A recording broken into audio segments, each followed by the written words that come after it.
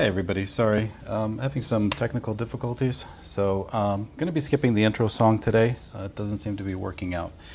Um, anyway, so really awkward way to start the stream. Apologize for that. Um, let's see. Got interesting comments going on. Yeah. So let me just jump into the chat. Cold start. Sorry everybody. We've got Linkovich Chomsky here, and let me quickly fix my audio because yeah. Linkovich, he's saying, "Hurry up, Carrot! I can't watch anymore. Drunk political cry streams." Yeah, I mean, I get that there's like something really major going on today, and everybody's got their attention on that, but there's other more important things to life, like comic books, and it should be just kept in mind that we always have to focus on our priorities and not just get distracted by ridiculous things like presidents and political speeches. Matt C says, "My rings of power." Yeah, I mean that's a thing too. Everybody's into right now. Not really into it myself. Couldn't care less. She-Hulk twerking, though, however, that is something fascinating. It needs to be embraced and discussed ad nauseum, clearly, because it's a cultural phenomenon. Definitely beats Biden, talking about the soul of the nation. She-Hulk's twerk is truly the soul of this nation. We have Jack Stafford saying, "Ahoy, ninjas." Ahoy, Jack. Yes, embrace the awkward. Yeah, I'm trying. I had like things falling over here and screwed up the audio. It's like just a perfect culmination of awful events right before you're supposed to start a stream. Well read pulled to DSP. I'm gonna have to look that up because I am social media inept. Let's see. So I think I've checked in on everybody. So glad to see everybody's here. Apologies again. This is actually the perfect start to a Your Boy Zach review. It's just going to be awkward. I'm going to cough a little bit. There's going to be a lot of rustling.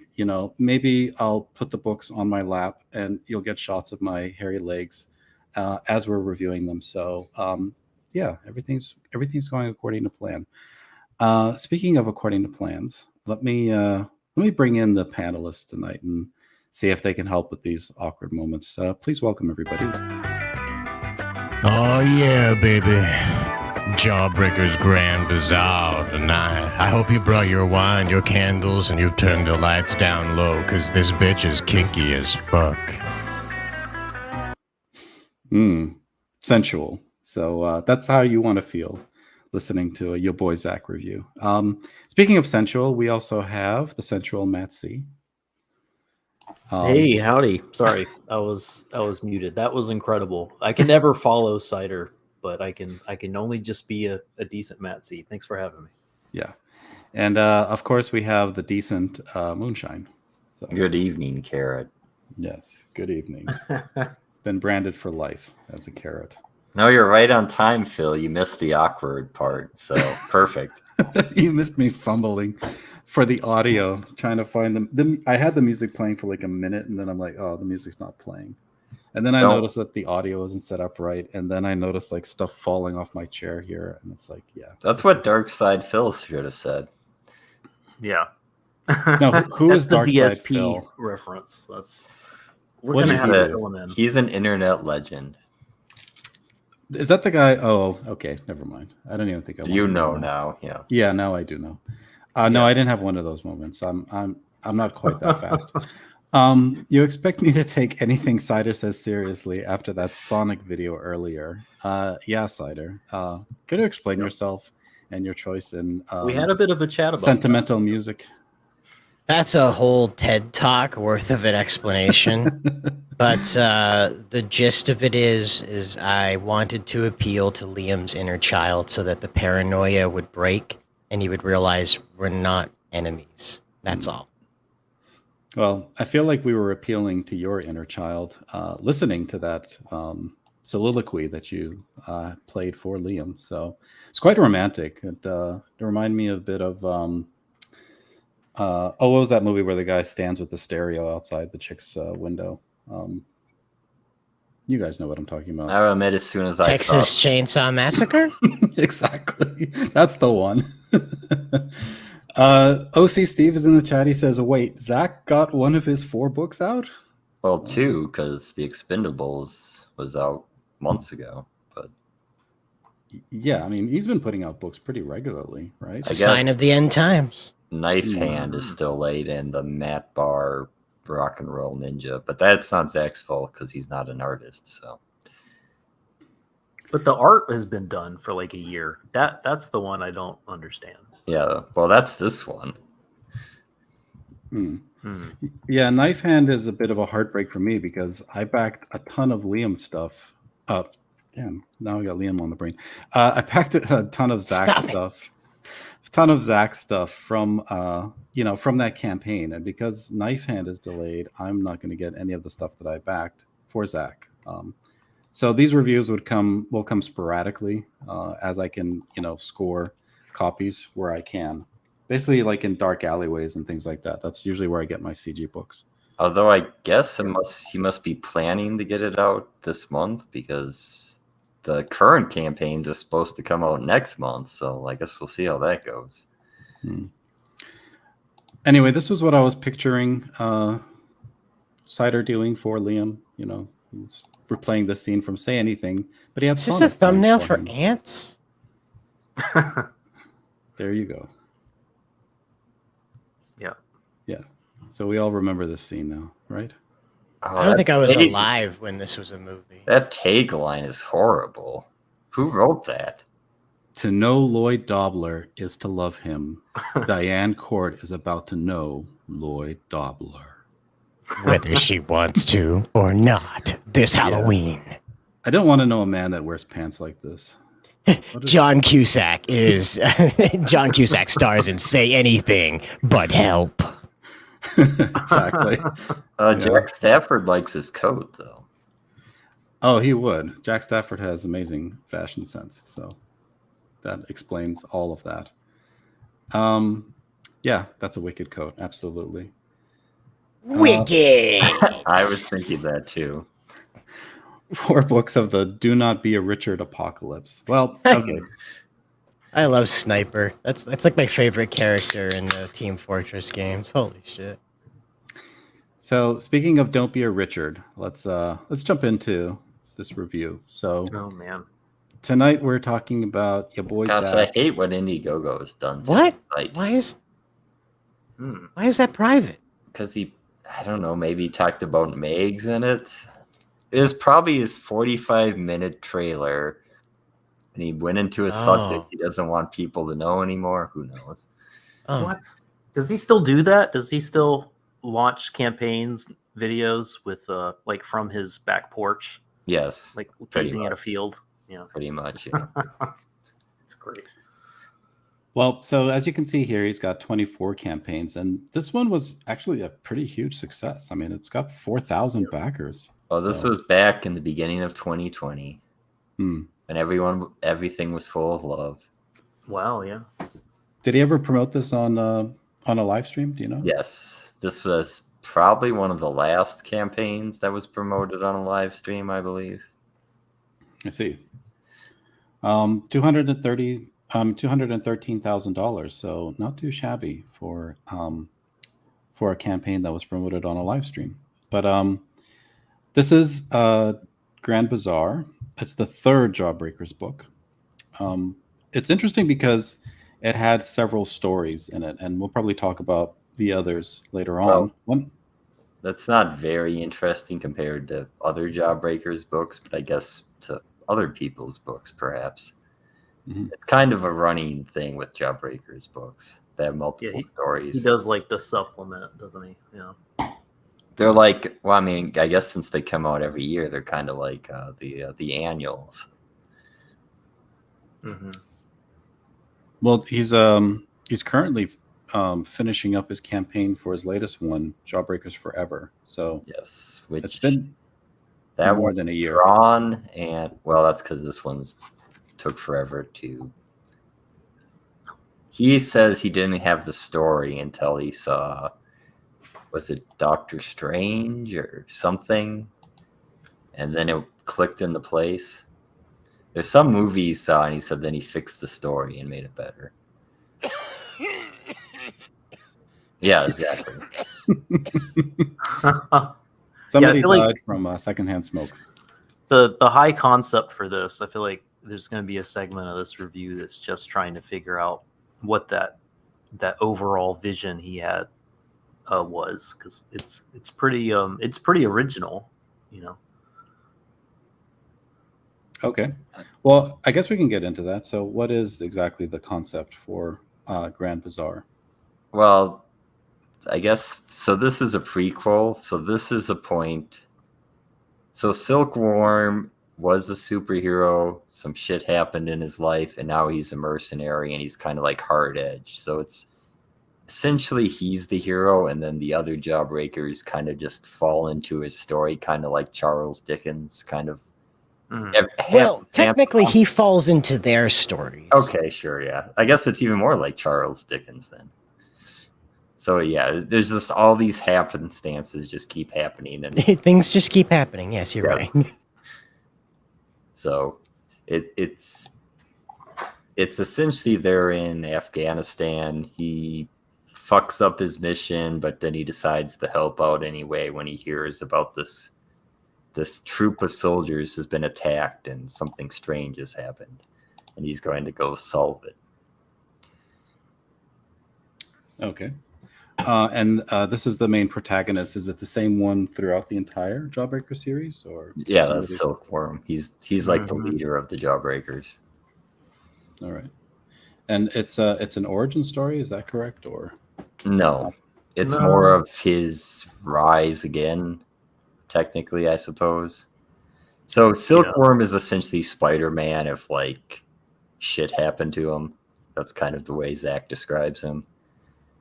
Or That sounds like Zach, yeah. that and like a Green Lantern kind of idea, I guess, right? With the how he can build stuff. Yeah, but he builds it with essentially webs. But Yeah. I guess they're more than just webs because they're extra strong. So near the beginning, And they're pink. yes, which I guess is supposed to signify their psychic connection to his mind or something. Oh. That'd be my guess. I don't know. They're more pink than I remember them being before. But so they're very indestructible. He blows up the team he's supposed to work with because they're like his arch nemesis. So As you do because when you're a guy. Stuff just kept happening. It just, I had a lot of questions about that part. Yep. Like, why? How did you not just get shot on sight for that? I blew up those guys because I don't like them. Okay, well, I don't like Starbucks baristas, but you know what? I assume his friend Killswitch prevented him from being killed. But His good friend Killswitch, yeah. Yes. Yeah, he was encased in blue or something, right? I thought that was his. He just silkwormed himself. Yes, that's what he did. Yeah. Okay. Yeah. Yeah. Whereas Killswitch is essentially apparently indestructible because he was just sitting there in the van with them and his clothes are smoldering. He's like, you fuckhead. Oh, you rascal. Yeah. So Killswitch had like a team of soldiers with smart blood, which is I thought was a cool idea. Where they are like set into like standby mode with their like a low blood sugar situation, and then you give them dopamine when they fulfill missions, and if they go outside the boundaries of the mission, the blood explodes. So like the very next panel, Silkworm decides to steer the van full of these guys off that boundary mark and to blow them up because he doesn't like them. So I mean, is that the main motivation for all the action in this book? Is that he doesn't like people, so he's killing them, or? Well, Uh, there is a sense that the main mission that he goes on, he feels bad for the actual soldiers, although he's an ass to the soldiers in the beginning, but it seems like when he thinks they're in actual trouble, he's going to go help them. Because I think he sort of feels responsible for what's happened to them. well, yeah, it kind of, I kept asking myself, like, why is he so angry? Why? Like, he's like, you know how Yeah. Wolverine's always kind of grumpy? Silkworm's just kind of pissed all the time. Like, Punisher would at least have a beer. Like, Silkworm just wakes up like, God damn Democrats! Well, He's I mean, just I he's guess pissed. he's happy when he can fuck the hairstylist. Mm. Sort of happy. You got me, yeah. That there was like the one time we saw him. Maybe he hate fucked her. I don't know, but Well, I mean, Yeah. he seemed like he liked the joke he told to the soldiers, like, "Ha, cut your own hair." And it's like, well, why isn't she doing it? It's like, because she's going to be busy. And he's like, oh, that was a good joke. I'm happy now. yeah, right, I got him. Yeah. But No, he's set up like he's got these little like if you know kind of moments, right? Like with like army experience, like army jokes, army experience jokes. mm, And I think by this point, like if you've been following these books since Lost Souls, you're used to that. And I think, I mean, just to cut to the chase on some level, like he's got those situational those kind of jokes and those moments.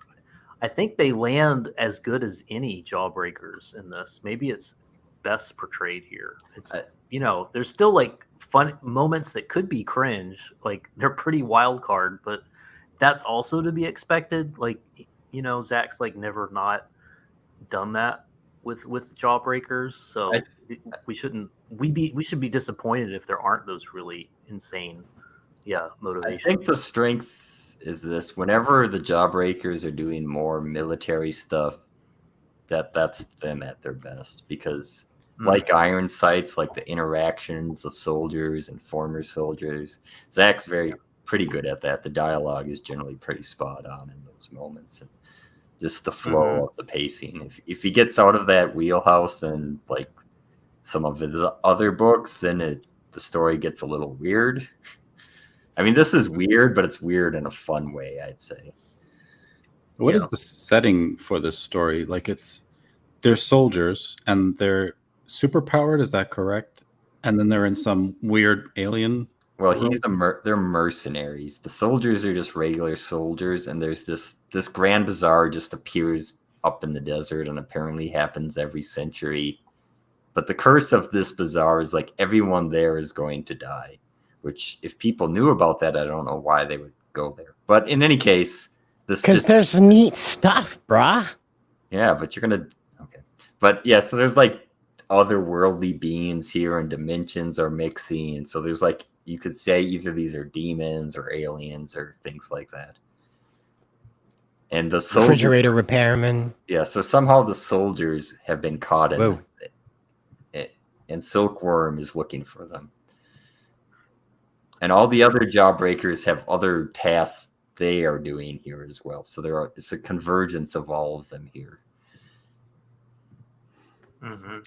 And that's just the first story in this book. Yes. Does it serve any kind of character development purpose or something to move the narrative along for the Jawbreakers? Or is it just a one-off kind of adventure? No, I mean, it essentially shows you how the team is formed. And generally, I think the closest person to Silkworm is always Cuffs, so they have the most interaction with each other. It kind of introduces the personality of other characters. Well, Devil Dog's personality is essentially to make movie references and be gay. But Diddle Dog is what I kept calling him. the funny thing is, I thought he was bisexual, but apparently he's just gay now. I don't know. Extremely gay, as he says. Extremely. Yeah. Oh, excuse me, incredibly gay is what he said, right? Yeah. Because it's like the woman's trying to tempt him. It's like, how gay are you? It's like incredibly gay. It's like, there's no way you can tempt me. But I'll help it's a you. very Zach moment. Yeah. He just kept saying it over and over again, so I just decided to call him Diddle Dog. Although I do like, essentially, I assume it's supposed to be a homage to punching Hitler. It's punching Osama, but much more violently. So that's fun. Okay. But before we, I didn't get Osama out of that guy. I got a different fellow with a beard. Oh, his name was Osama. yeah, his originally, name is but Osama. So you think Right, that's somebody it else? just we didn't didn't. get a It, last name. But yeah, well, that's again like the art caught me before the name caught me, right? So my brain was like, "Whoa, Zach, that's a little on the nose." Oh, you think he's a YouTuber, huh? Yes, a Canadian one. oh, funny. And I that's don't what think- struck me, and I was like, "Wow!" But then when like Diddle Dog punched his head off, I was like, "Oh no, that's Osama bin Laden." Got it. Yeah, it's Osama bin Laden. Nega Osama, excuse me, Nega Yeah. Osama. Can we just to button up the high concept here? So there's a grand bazaar, and somehow, okay, there's people on this side of reality, and then there's people from like the nega reality, right? Who and one person can die here, but then they go over there, and you got to kill them over there too. So, are you familiar with Coast to Coast AM with Art Bell?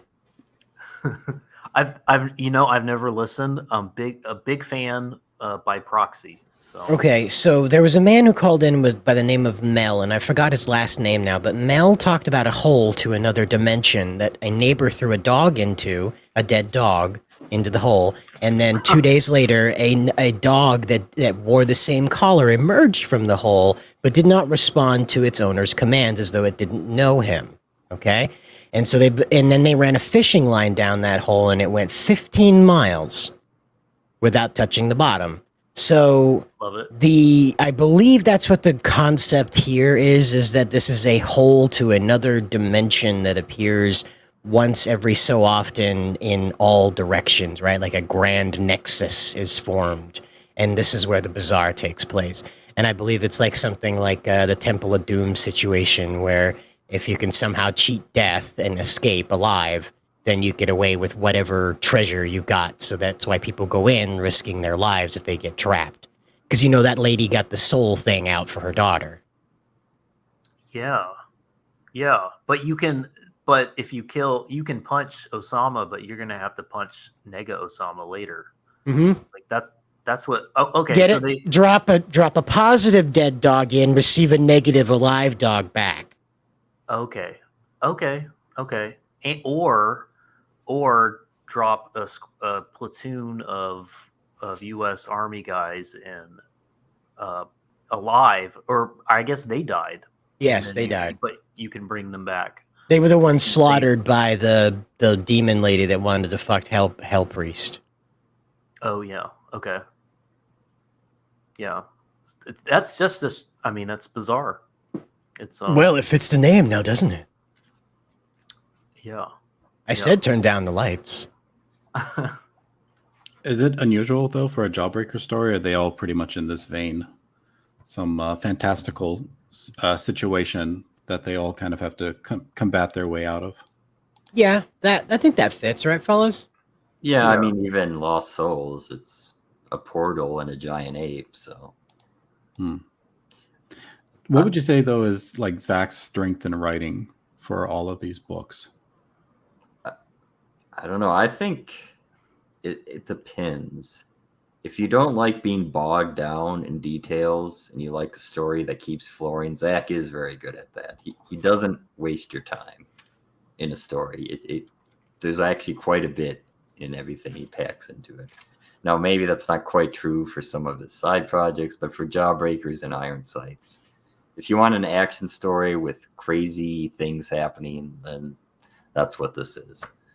And anything military related is always usually pretty excellent. Yeah. Phil wants to know if Hell Priest is the gay one. No, that's Devil Dog. that's Diddle Dog. Oh, Diddle Dog. Okay.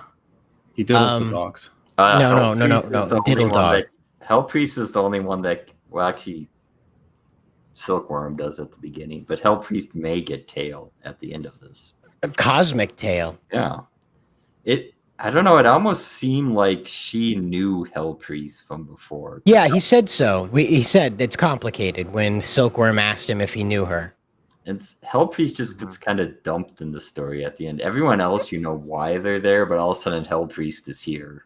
Yeah. I mean, I guess Killswitch gets him because he doesn't have Silkworm, but Hell Priest's story is the most mysterious. And what's going on with Hell Priest doesn't really make much sense. Or we don't know the information about it. So you asked about what Zach's strengths are, and I just wanted to add that, in my opinion, I think he's good at concept. Some other writer executing the dialogue and the flow of the action with his guidance might be a little tighter. What I noticed when I was reading this is like it felt a lot like it should have been a video game. And I know that's kind of improper because Zach's not a video game guy, at least to my knowledge. So when I was reading this, I just kept getting like Iron Wolf and those Japanese games that are based on American military sci-fi. So like this wild, out of place action scenes, these over the top heroes, these super personalities that couldn't possibly exist in real life, and they're rootin' tootin' loud Americans at that, you know. So I just kept getting, you know, when you go like to the bar and they've got those video games that you stand in front of the screen and have the duck hunt rifle and you go around fighting giant monsters and shit.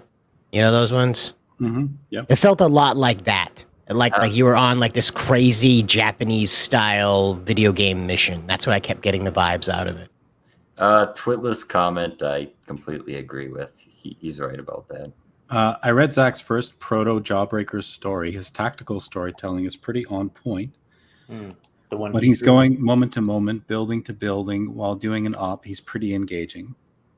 I will also say, like, if there's a confusing moment, if you carefully read like a page or two before, he always drops a detail. So, for example, when Silkworm and Cuffs are fighting because they both get captured and have to fight each other to the death. So they're beating the shit out of each other.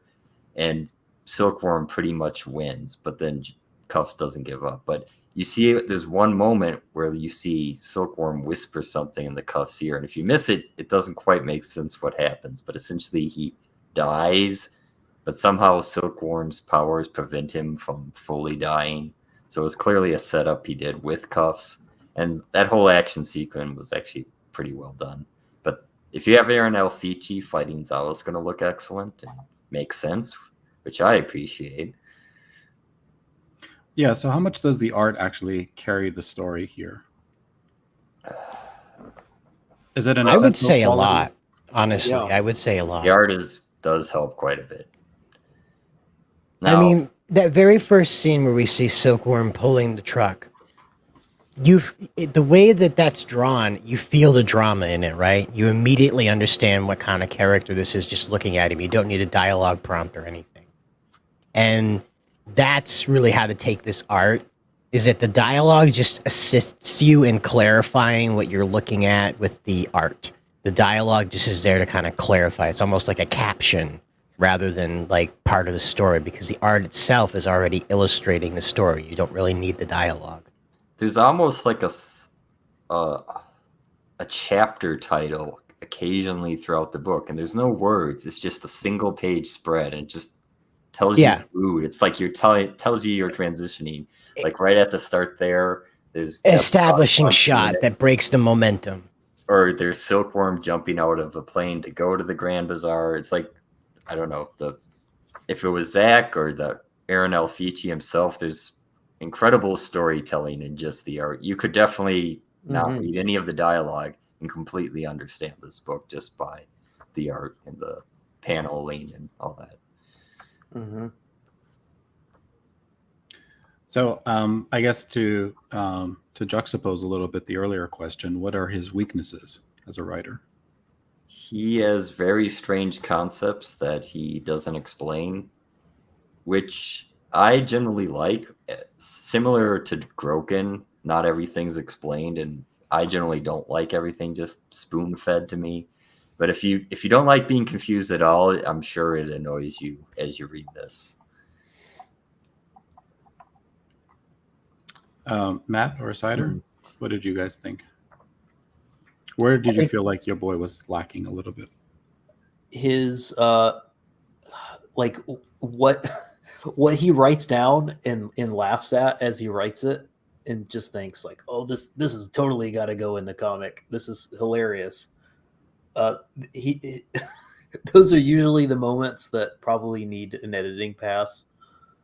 But at this point, I don't know. Would it be a Ya Boy Zach comic if you didn't have those insane dialogue moments that just sound so offhand and yet are in a very expensive book that raises $200K? Like, I don't even know. I'd probably be more disappointed if at this point those things aren't in there. And there's a lot of them in here, like similar to the 1,000 years of slave. What was the power of strength of 1,000 slaves? Yeah, there's like 3 or 4 of those in here, and at this point, I just kind of take it. It'd almost be like, I think, if you were to take a Naked Gun movie and remove all the insane things that happened in it and try to make a serious story. I don't know if this can stand alone on just being purely serious. It needs the absurdity. That's what makes Jawbreakers what it is. There are some absurd things in dialogue, and you either have to like it because it's so bad, or I don't know if it might not just be for you, and you have to just ignore those moments and enjoy the art and maybe the storytelling through the art. Yeah. I like it because I understand Zach's point of humor, but I clearly it's not going to be for everyone. It's almost like he can't. Part of his success is if he were to be able to make a comic that is what the big two should be making. It wouldn't be a Zach book anymore, and it would lose the point of the book. I don't know. He's always been in the strange limbo state where he's got like this high authenticity factor with his books, and part of that is the untrained outsider appeal, and that comes through very strongly in all of his books. And I feel like if it became too squeaky polished good, I don't know if it would I don't know. It might be this sort of good that fades into the background, but do you know what I mean? Like this was the best part of the book for me right here. I don't know about you guys, but this fight sequence was excellent. Dialogue. Yeah. Oh, the dialogue. Yeah. That's well, and the fight scene was great. It's probably because the dialogue here is pretty serious, but it feels right. It's like two guys that don't actually really hate each other, but still trying to tear each other down. It's like Zach understands that. I'm sure he's been in a fist fight or something, because this seems like something he really understands in terms of writing the dialogue. So I can quickly summarize it. So what he does here is Silkworm says that he doesn't have any friends because I think the guy who's put him in this battle arena, Planet Hulk battle arena kind of situation, is like, oh, is Cuffs one of your friends? Do you guys know each other? And he's like, I don't have any friends. And then that's a little pearl, a little tidbit that he's able to pick up a couple pages later, where Cuffs here is like, I got a friend who's stuck in here, and I gotta get him out. And my impression, unless this is bad writing, the impression I got from that was this is actually Cuff saying, I got to get Silkworm out, and I'm willing to do what it takes. Maybe I missed that, but I thought this was Zach at his best, where it's one of those like cinematic moments where the author understands, or the reader understands, what the author's doing here. And, well, I mean, I think literally Cuffs is trying to get knife hand out, but I think you're right in the sense that Cuffs is actually speaking the Silkworm. It's like, oh man, because he's I thought that was like I'm trying to get Silkworm out, but we're talking third party because it's cinematic to do that. Like I don't know, but you might be right because he's saying my friend. He says, haven't you ever had a friend? And right after that moment, Silkworm's whispering into his ear. So there's definitely... Isn't that when you do it? That's Yeah. when you do that. But So there seems to be something because Cuff said that. Silkworm's like, this guy is my friend. He's just talking about someone else, but he means me. I can... That is very likely what Zach's trying to do here. let's give it to him. Well, I'll give it to him because the pacing of it is correct for that. Yeah. What do you think, Cider? We missed you. Or were you able to express what you think his weaknesses are? I'm going to be the bad guy here. I think he suffers from same guy. Yeah. Diddle Dog stood out to me because he did something different. He said he was gay. That was his thing. I'm gay. Yeah. Everything else was like everybody talks the same. Everybody acts the same. Everybody's aggressive the same. And it's one of those things that wears on me after a while when I'm reading stuff like this because I lose the voice. So as I'm reading the bubbles, I'm like, oh no, that one connects to that guy, not that voice. So I got to go back and reread it in the other guy's voice because I mistook how the speech pattern works. Mm-hmm. And so everybody sounds alike. And then here comes Diddle Dog. I'm like, I know who you are. You're the gay guy. I got you. And he grew on me because I knew who he was. Everybody else was just sort of like Silkworm's other personalities meeting up with each other. And my favorite part wasn't the boxing scene. It was when Silkworm was parachuting in and took out those two guys that were about to get a hold of Cuffs. That's a cool scene too. I thought that was hilarious. I was like, that is straight out of what's that one with Charlie Sheen where he's in Vietnam? Oh yeah, Platoon. Not Platoon. Maybe it was Platoon. It sounds like it's a non-serious movie, though. Yeah, it's a joke movie. It's a joke movie. It's probably a parody of Platoon. Do something or other, or oh yeah, he did. Well, maybe it was Naked Gun 2. Hold on. I know what movie you're talking about. Top Gun. Oh, the Top Gun parodies. Yeah. Okay. Yeah. It's Platoon. Hot Shots. Shots, Yeah, it's Hot Shots. There it is. Yeah. Yeah, and page So- 9 and 10 in the PDF. I think 9 and 10. Yeah. All right. Oh. Lots of white. that felt straight out of Hot Shots. That I could just see Charlie Sheen coming down on a parachute and kicking guys away from. Oh no, I forgot. Whatever. The lady, whatever he was supposed to rescue. It just felt like just a comedic scene of like perfect timing, bro. I love it.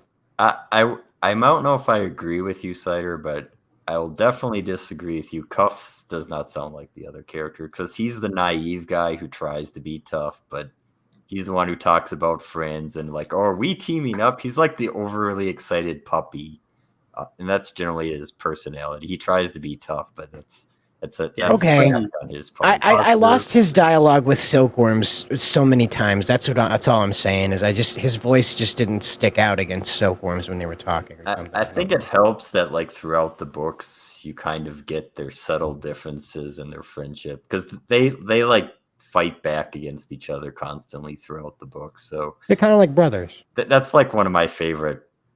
This pairing of Cuffs and Silkworms is probably one of my favorite parts of Jawbreakers. I really love their relationship. It's pretty fun, and it actually develops and it's subtle. It's not just, oh, we're bros. There's like, you can tell Cuffs kind of looks up to Silkworm. That's the way it is. Okay. Well, Footless asks, Cider, is there something you'd like to tell us? Clearly About Cider is what? saying that the gay guy grew on him, so I think I mean, Knife Hand obviously has no personality because he doesn't speak. So that's him, and Hell Priest is Hell Priest. I would say maybe Kill Switch and Silkworm are pretty much the same personality, and all the military people are that personality. I think I could give it that, but Although I do like the military people just jabbing at each other. Like, you don't even know what the conversation is, but you feel like you know it. And it's like, oh, what's that sound? And then they put on the headlights and blind Silkworm, and he's swearing at him.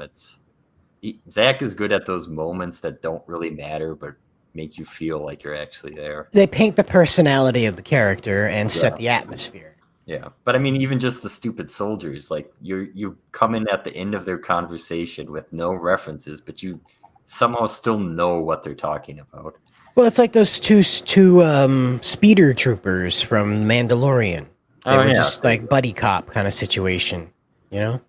You get their vibe. You immediately know who they are with the way they talk to each other. I was almost thinking you said Mandalorian, but it's like, oh, you mean like the two soldiers on the Death Star when Obi-Wan's sneaking around? I was like, have you seen the new whatever? Oh.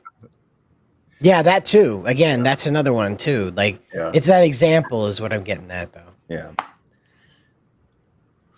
I mean, maybe there is something to your Hot Shots analogy. You know, just looking. I said Naked Gun, but Hot Shots is better an analogy. Yeah. It's like, I mean, it's not completely serious. You have to realize that with Jawbreakers.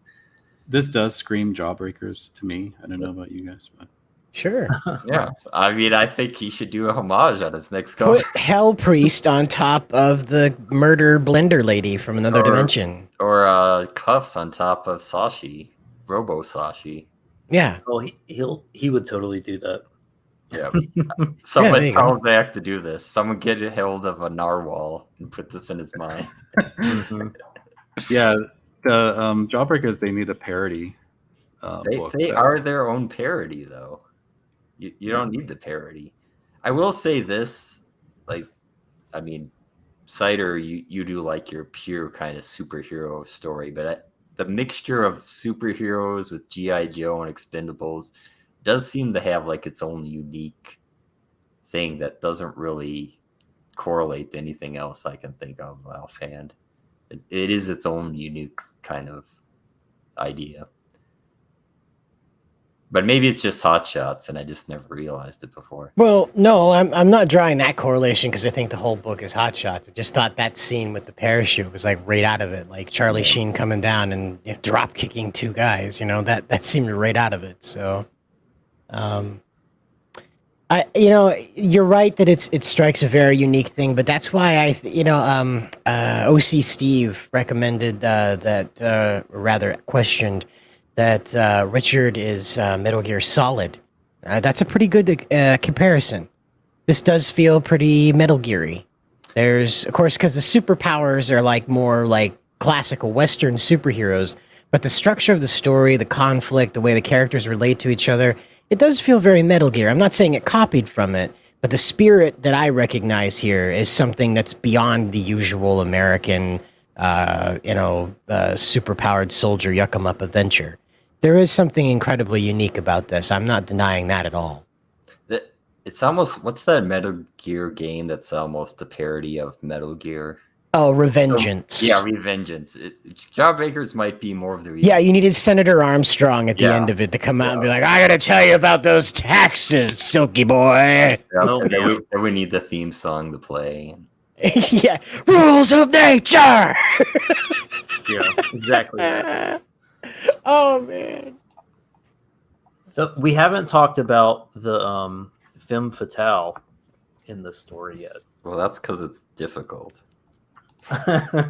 Well, how do you explain this? Because she murders a bunch of soldiers, and then there's so many things I don't understand, but I feel like I should understand. Like the way her speech pattern is, like, what accent is this supposed to be? I don't. Alien.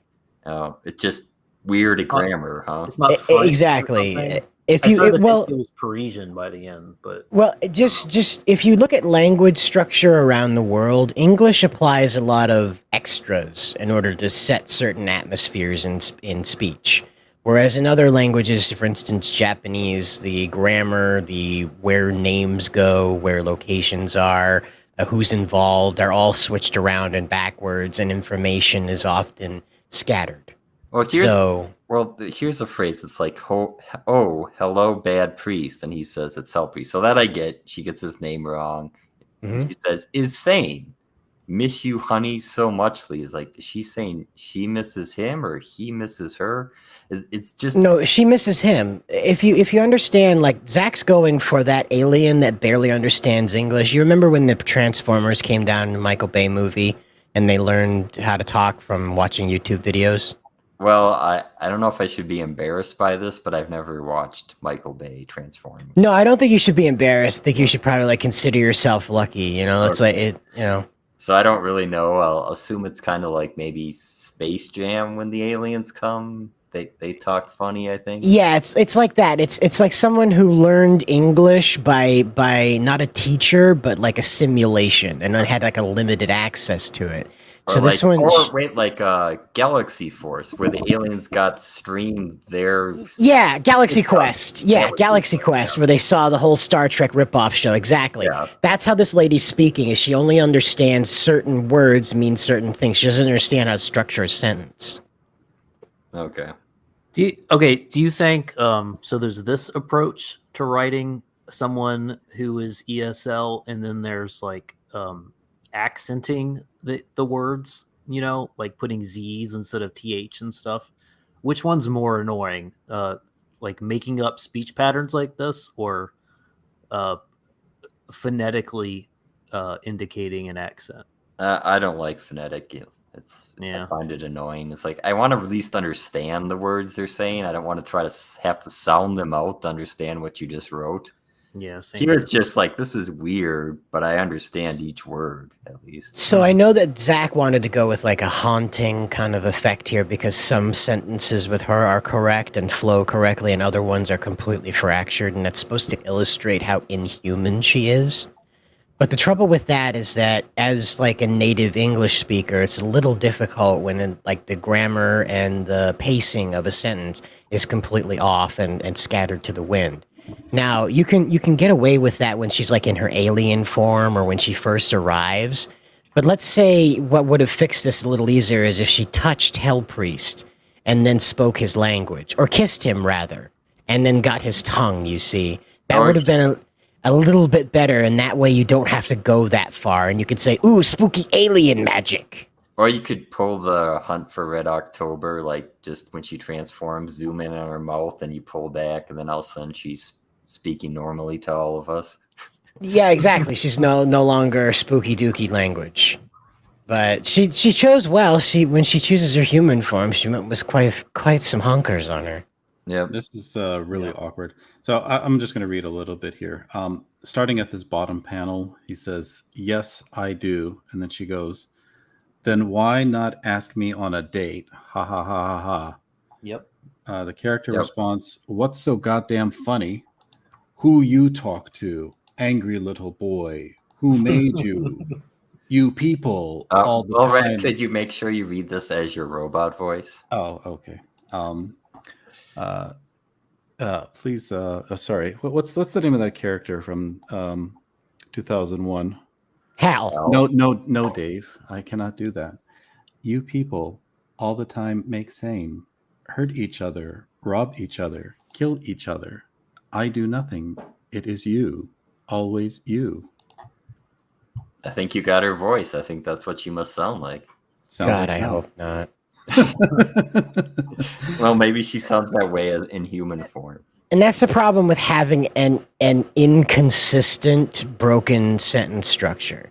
I know he wanted to go with something haunting, but it throws the brain, because you figure when she starts talking normal, well, okay, so we're done with the goofy language. Then it comes back and it trips you up. Well, then she's like using Valley Girl slang sometime. Like at the start, she's like, "Oh my god," very obviously. Oh, can we? That's page 5 in the PDF. That was really interesting because we only get one line of dialogue from her up until this moment.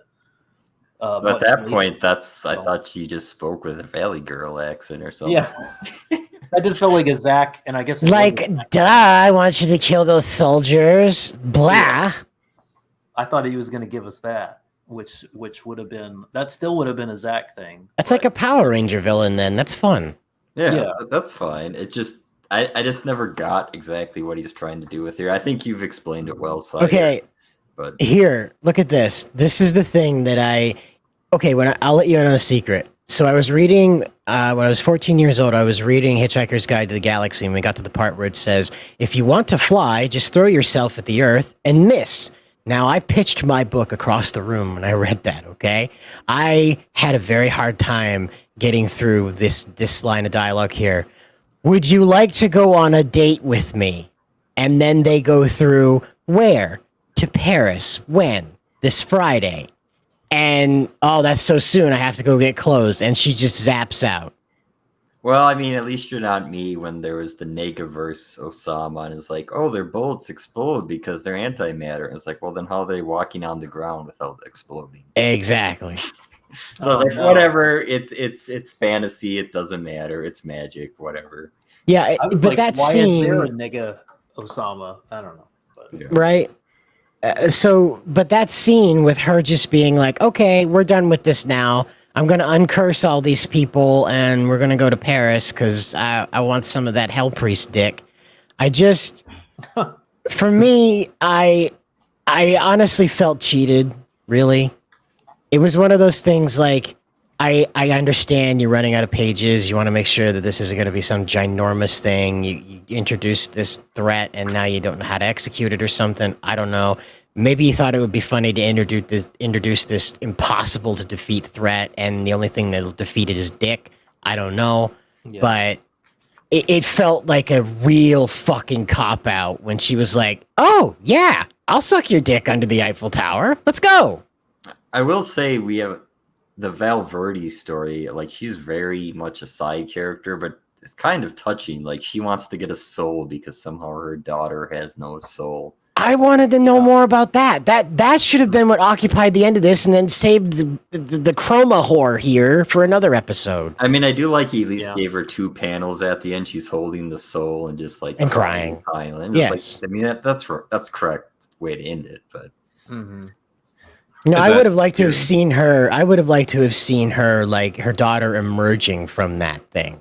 That's what I would have liked to have seen. Like the panel underneath that, not these jackasses talking, but like the daughter like emerging like that, and like she's like 4 years old, but in the fetal position or whatever. Wait, And you then don't like want, a month.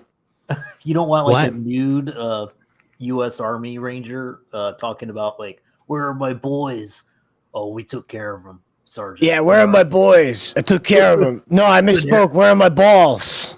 Yeah. Good So- haircut, by the way. Yeah. No, I Looks just like- wanted like the main fucking conflict that was the coolest one, to get resolved.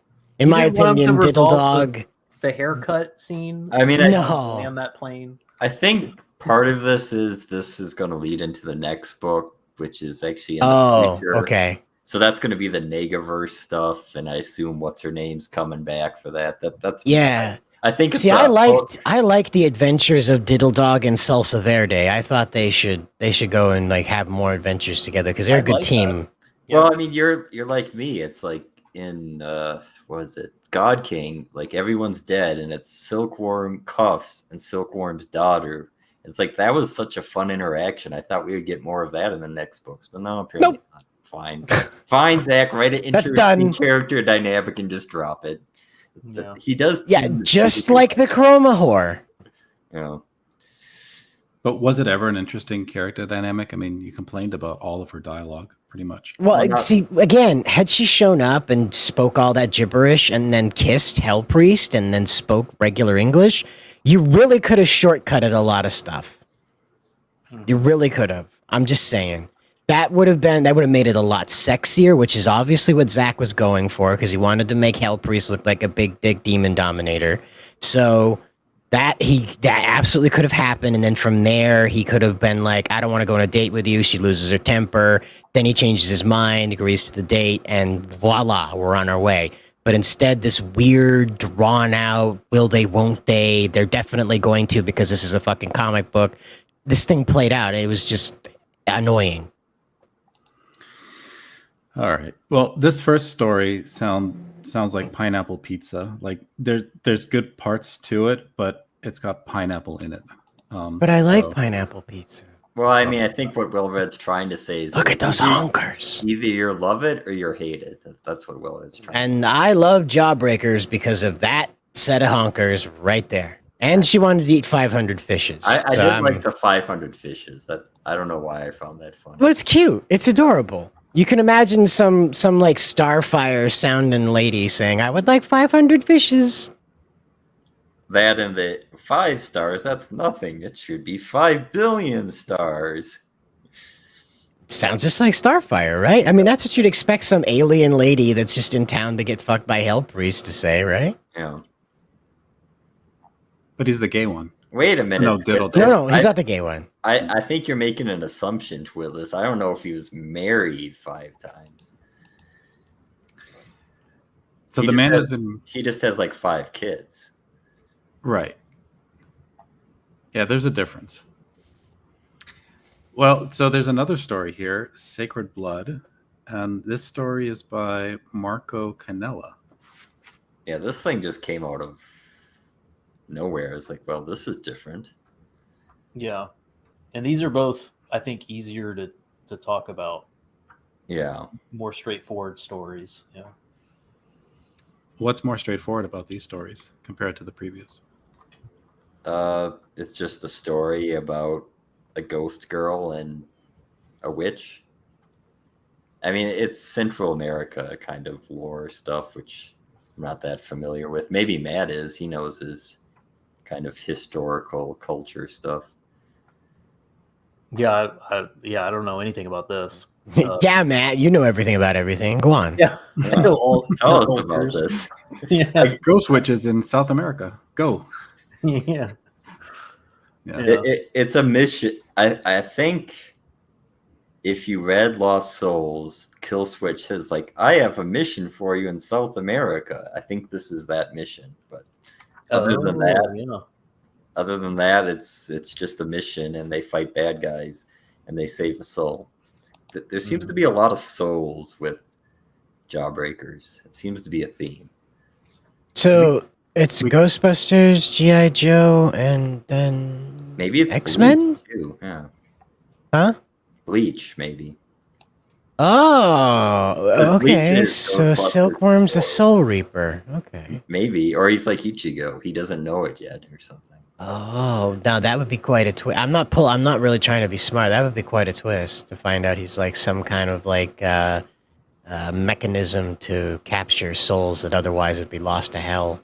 That'd be The interesting. sword is bigger than anyone's ever seen before. It's Silkworm sword, yeah. I think Big old pink sword. We confused Twitless. He still thinks that babies are delivered by storks. Yeah, and only approved by Jesus. The shipment doesn't go out unless the big J signs off. I mean, I'm not saying Zach didn't have shotgun weddings. I don't know. So it could be he married every one of them. I don't know.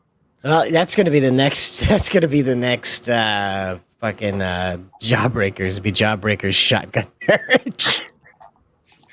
The stream That's is for free, making- Zach. Stream is making Alasmat yearn for some TJ food stamp reviews. Well, I mean, we could talk more about South America. So what exactly happens here? Is it just kind of like an afterthought story? Does it really not serve very much purpose other than some filler? It's a one-shot story. It's fine. If you like one-shots, it's more of Jawbreakers being Jawbreakers doing crazy things.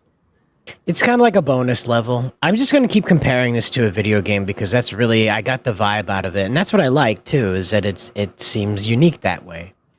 I mean, I think it's not. Look at written this. or How is this plotted. not out of a video game? Look at this. This is G.I. Joe-esque. Really? it- Okay. I really didn't grow up G.I. with G.I. Joe? Joe. Oh yeah, G.I. Joe is definitely always. Yeah, in that's a Jawbreaker. toy placement there. Yeah. Very elaborate base, unnecessarily engineered. I would say this is kind of like the theme of the first Jawbreakers, where everyone's like heavily militaried out and all muscled up. That was like the very first Jawbreakers, which is kind of the second Jawbreakers now. But I'm not gonna lie. Okay, I'm not gonna lie. So what happened was I got flipping through this and I was reading this part and I stopped. I was like, Holy shit! It's Double Dragon versus copy paste Bane. Yeah. I will I say couldn't take it with all his fucking Banes, man. I couldn't handle it. It really did feel a lot like Bane. I will admit Like, that. and Keanu Reeves. And- Communist yeah, Keanu Reeves. communist Keanu Reeves. Yeah, Che Keanu. How did you feel about their little bird suits? That seemed a little weird. Again, like when you said toy placement, it made sense to me. It's like, oh, okay. You remember those ones like the dragon flyers? You remember those things you pull the cord Yeah. and they go whipping off? Like there it is right there. These would be the most awesome action But that figures, makes no though. sense though, because Yeah. Silkworm could just make gliders for them. And Superman can breathe in space, but yet they give him a super suit with a face shield and an oxygen tank. I mean, this might have been a wink. It's like, oh, remember product placements in comics? This looks like a product placement. It was probably Yeah, this is one of those like Dragon Flyer Jawbreaker toys. Get them today. The coupon's in the back. Get them in 2-packs. Yeah. I did like the final villain, the spirit villain. That does look cool. When you like, it's almost I think it's a 2-page spread even, where it's just like bodies and dust and spirits coming off everywhere. Like I'm looking at this, and the only problem I have is I just want the colors to be jacked up a little more. Like I keep looking for like a neon color here and there, some wild 80s palette to show up, and it just doesn't. It just stays this kind of flat metal slug kind of looking color palette. It doesn't really move into anything exciting. So like my eye didn't know where to go on a lot of these middle pages, because it just, after all that exciting color work in the beginning, getting into the base, inside it's just very neutral, and then we're back out into the interesting stuff again, you know? So what you're saying is you like the first part with the colors constantly. I like the colors, Mr. Bullshine. I like it where it's colorful. Okay, let's ask an expert which story had the better colors, man. Oh gosh.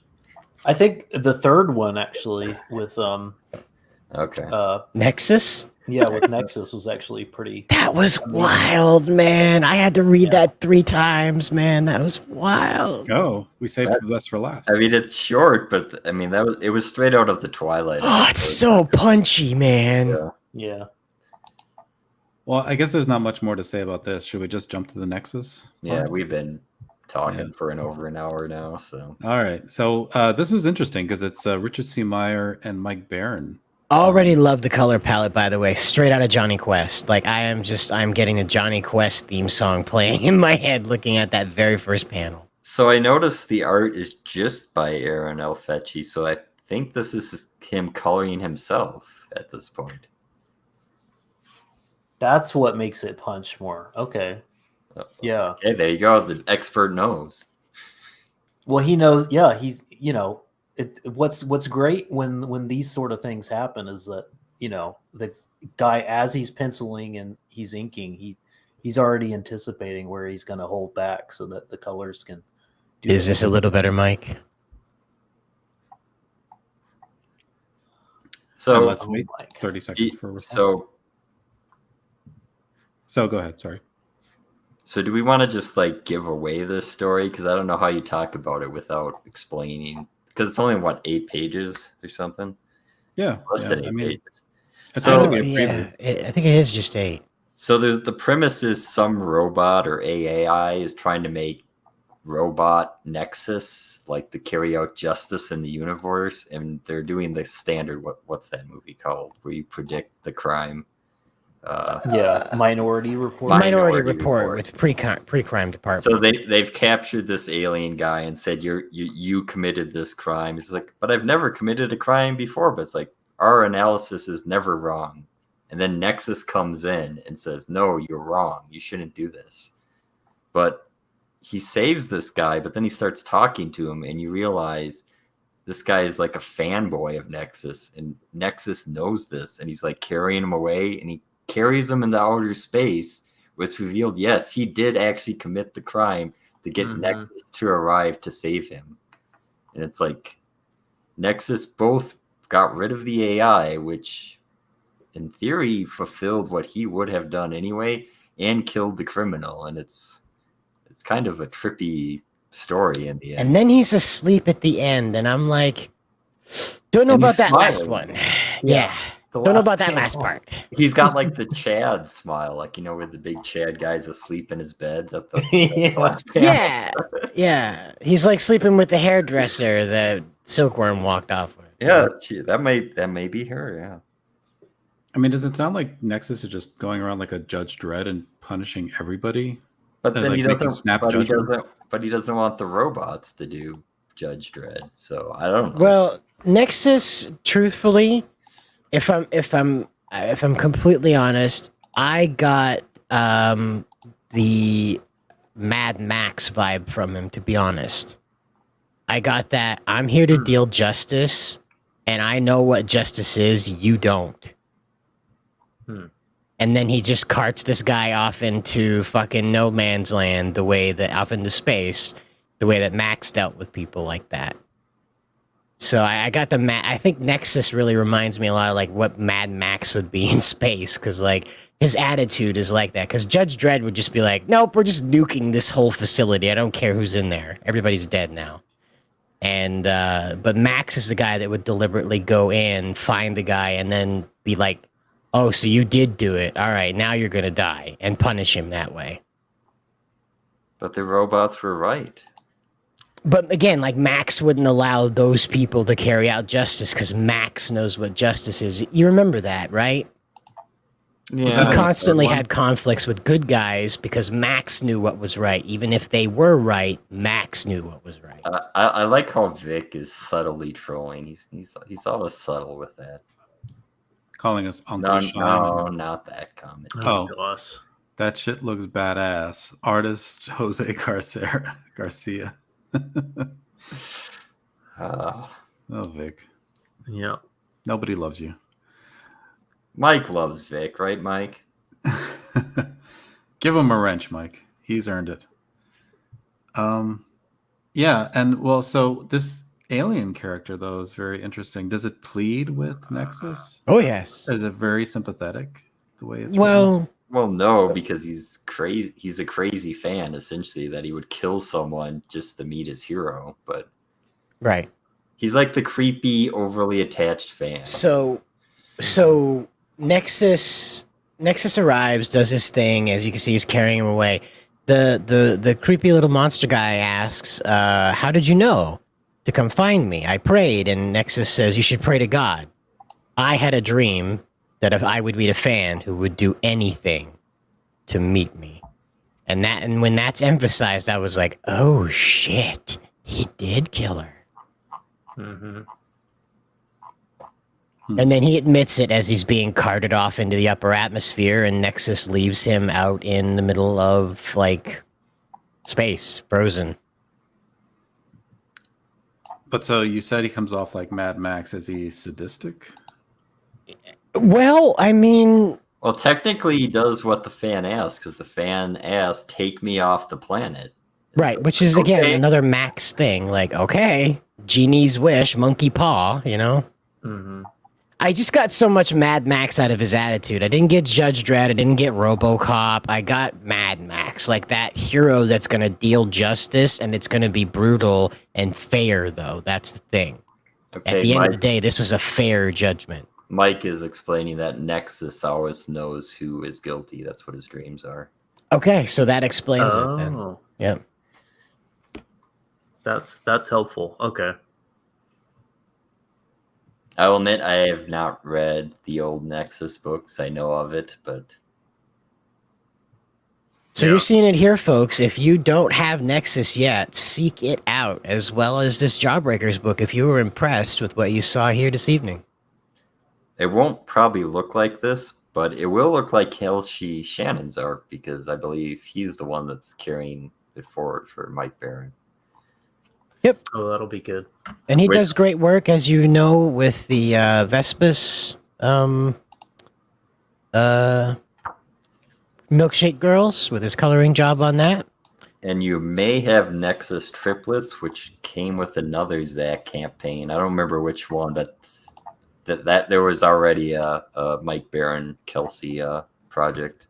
And I really like the triplets book. It's not quite as punchy as this story, but I thought it was pretty fun. So there you go. All right. Closing thoughts? What do we think of Grand Bazaar as a total package?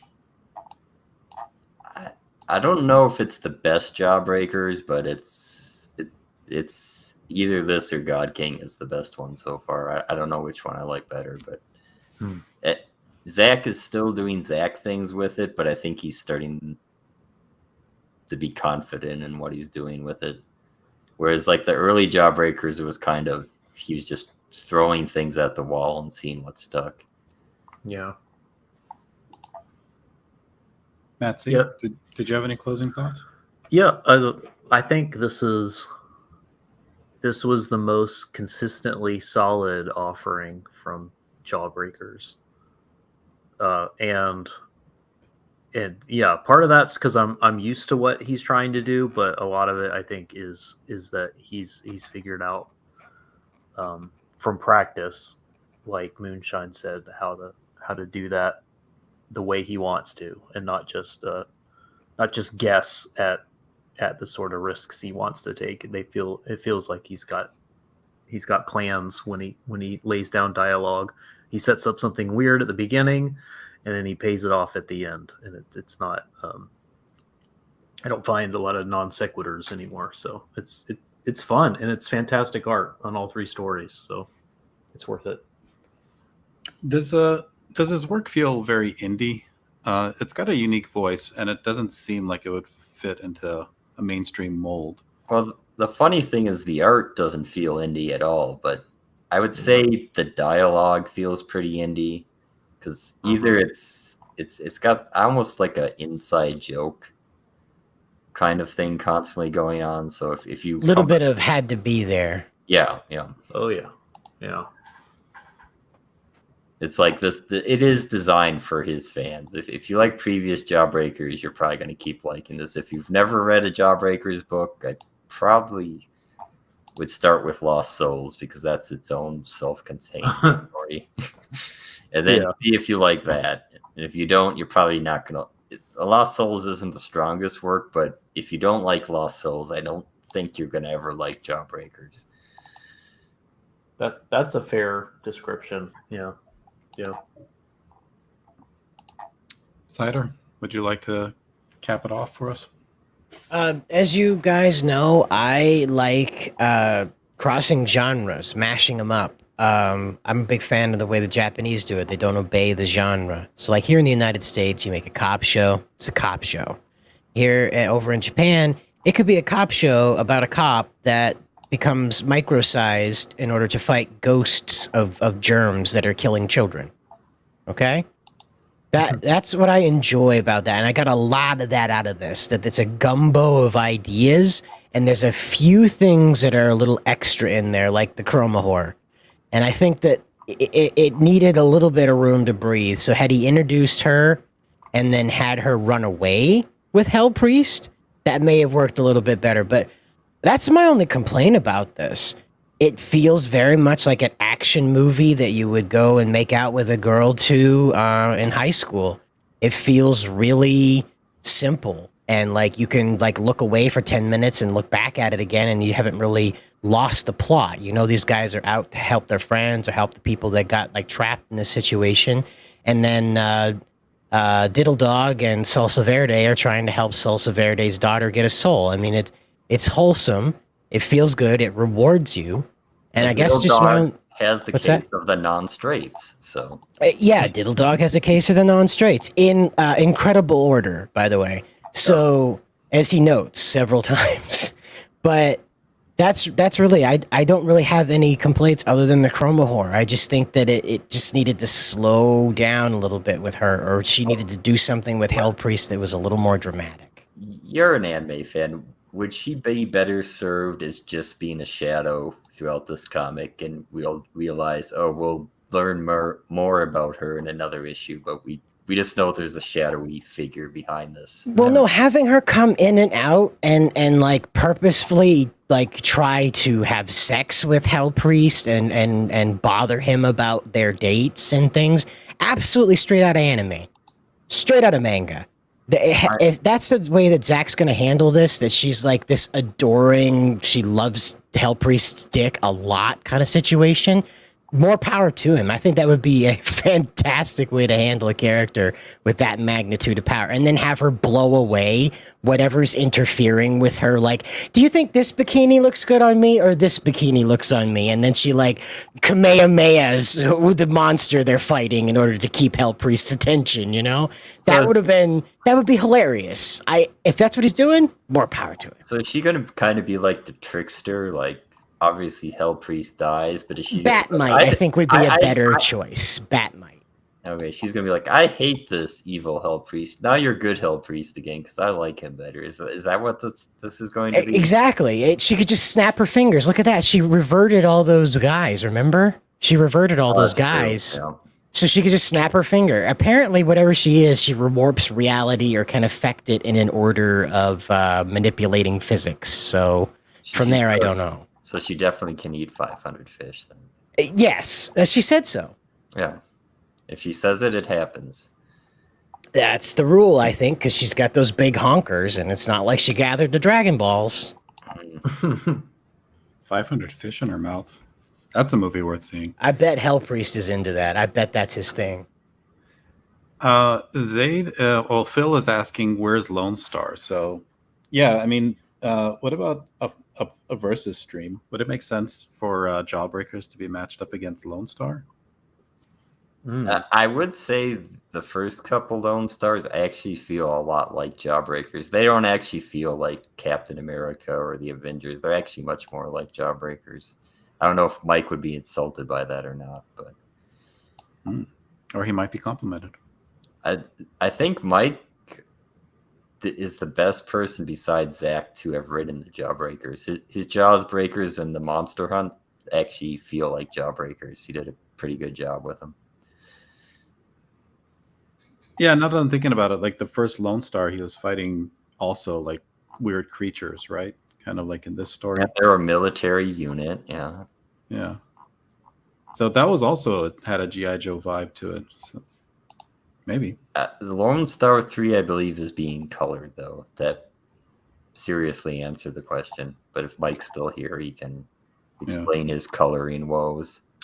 Oh yeah, that's the project where the colorist died or something from COVID, or was that his editor? Yeah, it might have not been the colorist, but maybe it was the flatter. It was like not the colorist, but it was involved in it somehow. Yeah.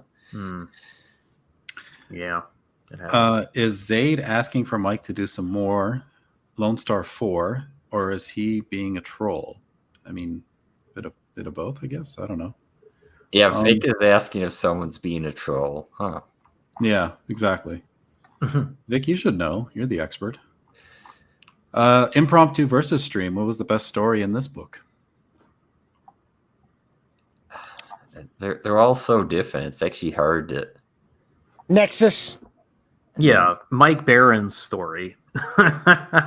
Nexus He's wins. the pro. I'm not even going to argue it. Nexus. No, well, I'm going to disagree then. I'll be like Mike on Red Letter Media. It's like, no, actually, the first story was the best. Yeah. Because it was longer. I like the one of the demon clown lady. Yeah, I like the big tits on her. And you changed Very no one's obviously. mind. Nexus still wins. All right. Well, great. I mean, sounds like that kind of wraps it up. Ooh, there's an Amit. There is an Amit. Do you want to talk about She-Hulk twerking? We need an Amit in Jawbreakers. What do you mean? I picked the side. I just disagree. Amit breakers. Amit will come on and give us stock picks, and then go play futures on gas in Europe. And then he also plays FIFA manager as well. Yeah, and then laugh at all of us as we lose money on his stock recommendations. So. Yeah. I might do a hangout stream after this. It sounds like we wrapped up pretty nicely with this review. Yeah. Sorry again for like the awkward technical difficulties in the beginning. I haven't used my MacBook. Apologize to the chat. Well, I mean, I feel like it's perfect for the theme of the night. So, yeah. All right. I guess upcoming stream we're going to be doing Sunday Replicator, and Rob might pop up. And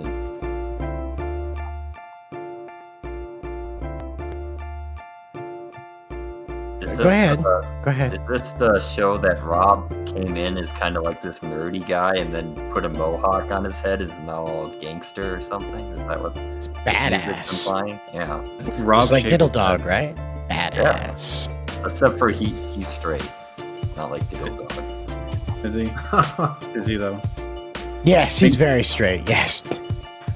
One can never tell in comics. mean, I don't he's think gay men Minecraft- can play Super Mario Brothers like that, okay? I'm just saying. It's no offense, but I just don't think gay men can play it that well. Just my opinion.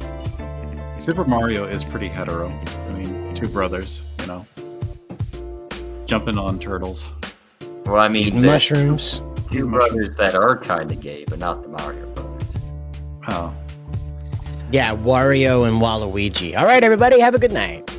yeah. So I'm going to start up a Hangout stream, everybody, and I encourage you all to come and join us. So it'll be up in just a few minutes. So, F well read. F well read. See you all soon. Bye. See y'all.